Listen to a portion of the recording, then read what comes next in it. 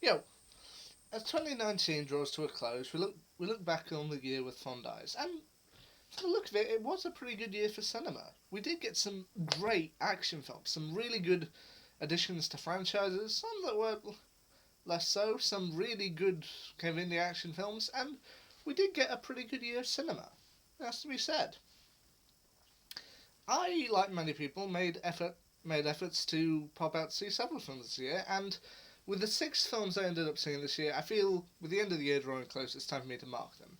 Now, I should say at this point that there was one film that I actually did want to see but never got the chance to, and that was X Men: Dark Phoenix. Just to say, now with the six films I saw, I know there are going to be some complaining of what. Why are six of the films you went to see superhero movies? What are you, a nerd? Like, yeah, okay, I have a niche. Get over it. So yeah, four out of the six films I went to see this year were superhero movies. It has to be said, and the one superhero movie that I did want to see that I sadly didn't get a chance to was X Men: Dark Phoenix. It came at a bit of an odd time, and then when I looked at the reviews, it really wasn't kind to it. So that was the one movie that I do kind of wish I had seen. But it doesn't necessarily mean my movie year is over either, because there may be an opportunity later on, kind of late December, to go and see the final Star Wars film, The Rise of Skywalker. We'll see with that one. But I feel it's time to rank the six movies that I did go to the cinema to see in 2019.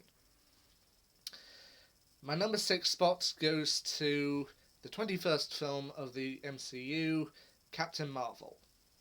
And to be honest, if this is my weakest spot, you know what? It's still a pretty good film. I mean, following the life of following the kind of story of Carol Danvers, as she kind of returns to Earth and kind of has to work out who she is, where she came from, in order to become one of the greatest Marvel heroes. It's a pretty good small film.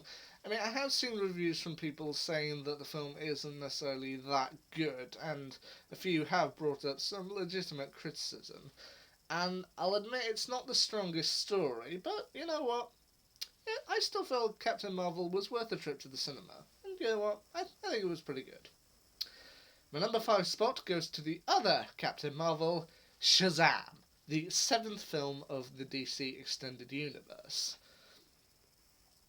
Essentially, this is big with superheroes. And you know what? That's just pretty fun to watch. I mean, to watch the entire film with Billy Batson, our sympathetic protagonist, and Mark Strong as Dr. Savannah, he was just a joy. And just to see the entire movie going between Zachary Levi and Mark Strong, they made this film enjoyable. And you know what? While I'm still not entirely sure if the DCEU is entirely going to plan, given they seem to be dashing between what tone they want to do, I'm still going to go and see the films. I mean, the Birds of Prey movie with Harley Quinn, I'm not entirely sure about it, but you know what? I'm going to go and see it, and you know what? Shazam was worth a trip. I mean, I think it's probably the most fun I've had in a series in a long, long time. My number four spot goes to the sixth film of the Terminator franchise, Terminator Dark Fate. Now, as I said in my review of it, I'm a person who, at this point in time, has no past knowledge of the Terminator franchise. I have got some of the DVDs at home of Judgment Day and Salvation, and the movies aren't entirely beyond my time. I did actually take a long look at Genesis before ultimately not seeing it. But for a person who has never seen any of the other previous Terminator movies, Dark Fate I feel was a pretty good installation. I mean, I'm sure there are going to be some people who think that the original Terminators, gave the first one and Judgment Day, are still the best. But you know what? For a person who's never seen Terminator, Dark Fate was a good experience.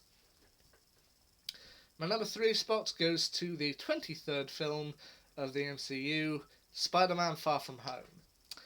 In similar ways to how Ant-Man and the Wasp was the perfect palate cleanser after the severe dourness of Infinity War, Spider-Man: Far From Home was once again a good palate cleanser to have after. Well, we'll get to that.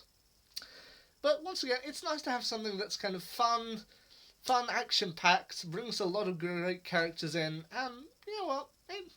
it did it pretty well, especially after the kind of heartache that we had all gone through with. Well, as I said, we'll get to that.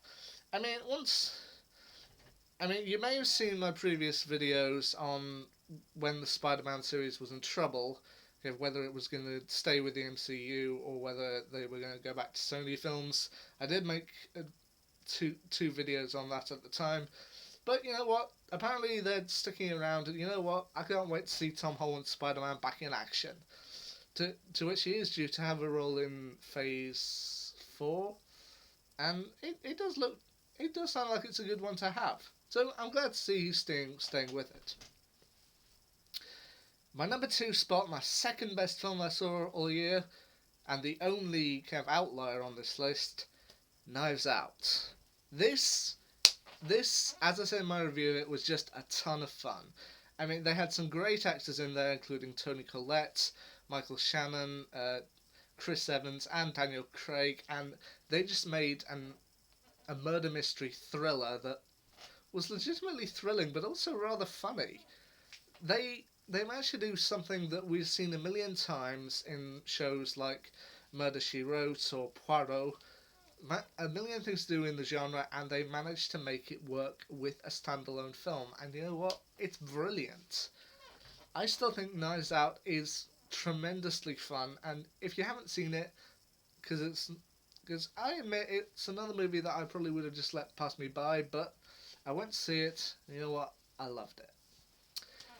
But it's not quite my number 1, because if you haven't worked out by now, the number 1 best film that I saw in 2019 was the 22nd film of the MCU, Avengers Endgame. Now, you could say when the MCU started, they were building towards the Avengers, which was in 2012. And to a certain extent, you'd be right. And then after that, well, we did have Age of Ultron in between. After that, they were building towards Infinity War. Which, once again, yeah, you're probably right. But from then on, Avengers Endgame is a spectacle. It's something that when I sat down to watch it in the theatre, I don't think I entirely knew how big this thing was going to be. And just sitting down to watch this in theatres, it was an event. I heard people cheering at this thing, and it's brilliant. I mean, just so many characters, so much story, so much action, and the final kind of big finale set piece, the big battle that they have. Well, spoilers for anyone who hasn't seen it, but as I said, it's a spectacle. It feels like a once in a lifetime thing. Like, they're never ever gonna top this. This is the ultimate. And knowing Marvel, they're gonna try and top it at some point in the future, but you know what? This, to me, Avengers Endgame was the best film that I saw in 2019. But that doesn't mean the others are bad. Far from it.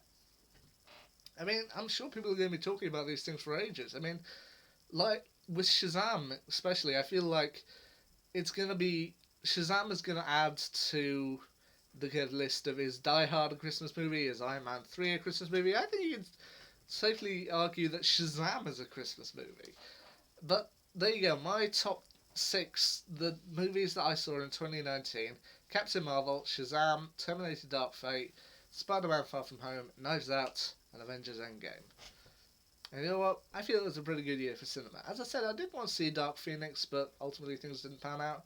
And I hope that either before 2019 ends or when 2020 starts, I do get to see The Rise of Skywalker. But for the time being, they're the 6 movies I saw in 2019, ranked up. So, what will 2020 hold for cinema? Yeah, we'll have to wait and see. Till then, Merry Christmas.